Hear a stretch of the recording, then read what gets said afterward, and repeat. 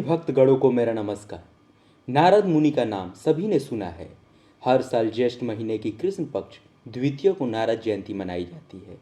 हिंदू शास्त्रों के अनुसार नारद को ब्रह्मा के मानस पुत्रों में से एक माना गया है। प्रत्येक पुराणों में उनकी कहानियाँ आपको मिल जाएंगी। आइए जानते हैं संक्षिप्त में कि आखिर क्या था उनकी शक्तियों का राज और क्या है उनकी कहानी। हिंदू मान्यताओं के अनुसार नारद मुनि का जन्म सृष्टि के रचयिता ब्रह्मा जी की गोद से हुआ था। ब्रह्म वैवर्त पुराण के मतानुसार ये ब्रह्मा के कंठ से उत्पन्न हुए थे। देवर्षि नारद को महर्षि व्यास, महर्षि वाल्मीकि और महाज्ञानी सुखदेव का गुरु माना जाता है। कहते हैं कि दक्ष प्रजापति के 10,000 पुत्रों को नारद जी ने संसार से निवृत्ति की शिक्षा दी। देवताओं के ऋषि होने के कारण नारद मुनि को देवर्षि कहा जाता है। प्रसिद्ध मैत्रेयी संहिता में नारद को आचार्य के रूप में सम्मानित किया गया है। कुछ स्थानों पर नारद का वर्णन बृहस्पति के शिष्य के रूप में भी मिलता है। अर्थवेद में भी उनके अनेक बार नारद नाम के ऋषि का उल्लेख है। भगवान सत्यनारायण की कथा में भी उनका उल्लेख है। नारद मुनि ने भृगु कन्या लक्ष्मी का विवाह विष्णु के साथ करवाया। इंद्र को समझा बुझाकर उर्वशी का पुरुरवा के साथ प्रणय सूत्र कराया। महादेव द्वारा जलंधर का विनाश करवाया। कंस को आकाशवाणी का अर्थ समझाया। वाल्मीकि को रामायण की रचना करने की प्रेरणा दी। व्यास जी से भागवत की रचना करवाई। इंद्र, चंद्र, विष्णु, शंकर, युधिष्ठिर, राम, कृष्ण आदि को उपदेश देकर कर्तव्याभिमुख किया। कहते हैं कि ब्रह्मा से ही इन्होंने संगीत की शिक्षा ली थी। भगवान विष्णु ने नारद को माया के विविध रूप समझाए थे। नारद अनेक कलाओं और विद्याओं में निपुण थे। कई शास्त्र इन्हें विष्णु का अवतार भी मानते हैं और इस नाते नारद जी त्रिकालदर्शी हैं। ये वेदांत प्रिय, योगनिष्ठ, संगीत शास्त्री, औषधि ज्ञाता, शास्त्रों के आचार्य और भक्ति रस के प्रमुख माने जाते हैं। देवर्षि नारद को ऋति, स्मृति, इतिहास, पुराण, व्याकरण, वेदांत, संगीत, खगोल, भूगोल, ज्योतिष और योग जैसे कई शास्त्रों का प्रकांड विद्वान माना जाता है। नारद मुनि भागवत मार्ग प्रशस्त करने वाले देवर्षि हैं और 5 रात इनके द्वारा रचित प्रमुख ग्रंथ है। वैसे 25,000 श्लोकों वाला प्रसिद्ध नारद पुराण भी इन्हीं द्वारा रचा गया है। इसके अलावा नारद संहिता संगीत का एक उत्कृष्ट ग्रंथ है। नारद के भक्ति सूत्र में वे भगवत भक्ति की महिमा का वर्णन करते हैं। इसके अलावा नारदीय उपपुराण संहिता, स्मृति ग्रंथ, नारद परिवारवाज, कोपनिषद और नारदीय शिक्षा के साथ ही अनेक स्रोत भी उपलब्ध होते हैं।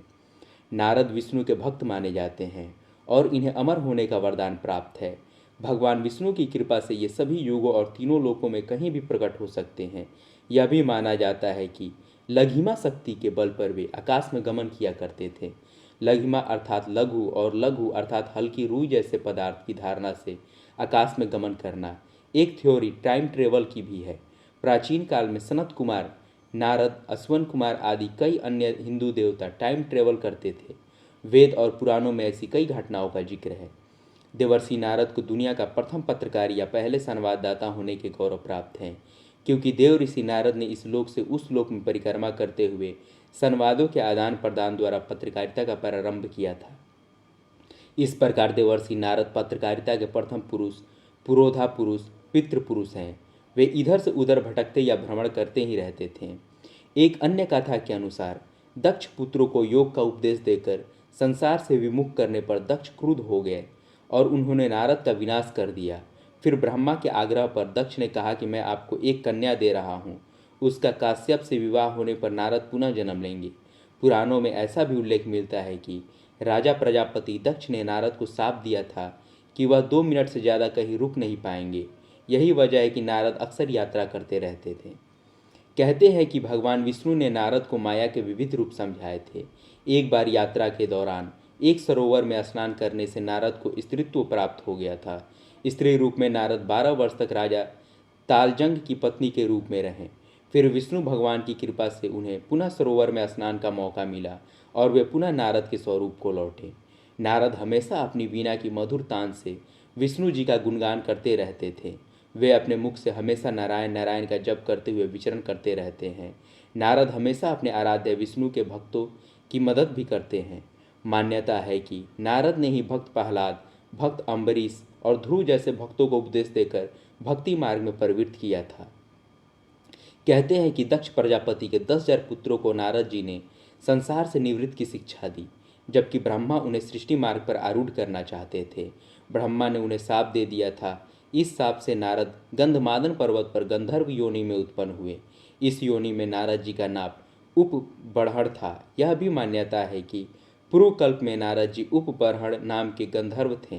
कहते हैं कि उनकी 60 पत्नियां थीं और रूपवान होने की वजह से वे हमेशा सुंदर स्त्रियों से घिरे रहते थे। इसलिए ब्रह्मा ने इन्हें शूद्र योनि में पैदा होने का शाप दिया था। इस शाप के बाद नारद का जन्म शूद्र वर्ग की एक दासी के यहाँ हुआ।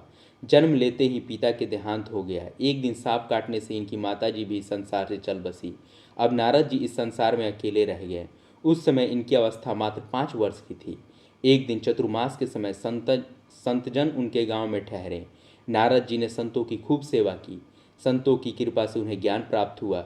समय आने पर नारद जी का 5 भौतिक शरीर छूट गया और कल्प के अंत में ब्रह्मा जी के मानस पुत्र के रूप में अवतीर्ण हुए। तुलसीदास जी के श्री रामचरितमानस के बालकांड के अनुसार नारद जी को अहंकार आ गया कि उन्होंने काम पर विजय प्राप्त कर ली है। भगवान ने एक बार अपनी माया से एक नगर का निर्माण किया, जिसमें एक सुंदर राजकन्या का स्वयंवर चल रहा था। यह कथा में दी है। नारद जी ने भगवान के पास जाकर उनका सुंदर मुख मांगा ताकि राजकुमारी उन्हें पसंद कर ले, परंतु अपने भक्त की भलाई के लिए भगवान ने नारद को बंदर का मुख दे दिया। स्वयंवर में राजकन्या स्वयं लक्ष्मी ने भगवान को वर लिया। जब नारद जी ने अपना मुंह जल में देखा तो उनका क्रोध भड़क उठा। नारद जी ने भगवान विष्णु को शाप दिया कि उन्हें भी पत्नी का बिछोह सहना पड़ेगा और वानर ही उनकी मदद करेंगे। पुराणों के अनुसार नारद जी से सृष्टि के कामों में हिस्सा लेने और विवाह करने के लिए कहा, लेकिन उन्होंने अपने पिता ब्रह्मा की आज्ञा का पालन नहीं किया और वे विष्णु भक्ति में ही लगे रहे। तब क्रोध में आकर ब्रह्मा जी ने देवर्षि नारद को आजीवन अविवाहित रहने का शाप दे दिया था। अंत में नारद जयंती के दिन भगवान विष्णु और माता लक्ष्मी का पूजन करने के बाद ही नारद मुनि की पूजा की जाती है। इस दिन गीता और दुर्गा सप्तमी का पाठ करना चाहिए। इस दिन भगवान विष्णु के मंदिर में भगवान श्री कृष्ण को बांसुरी भेंट कर अन्न और वस्त्र का दान करना चाहिए। धन्यवाद। अगर आपको ये जानकारी अच्छी लगे तो वीडियो को लाइक और चैनल को सब्सक्राइब अवश्य कीजिए। भगवान श्री हरि की कृपा हम लोगों पर सदैव ही बनी रहे। धन्यवाद।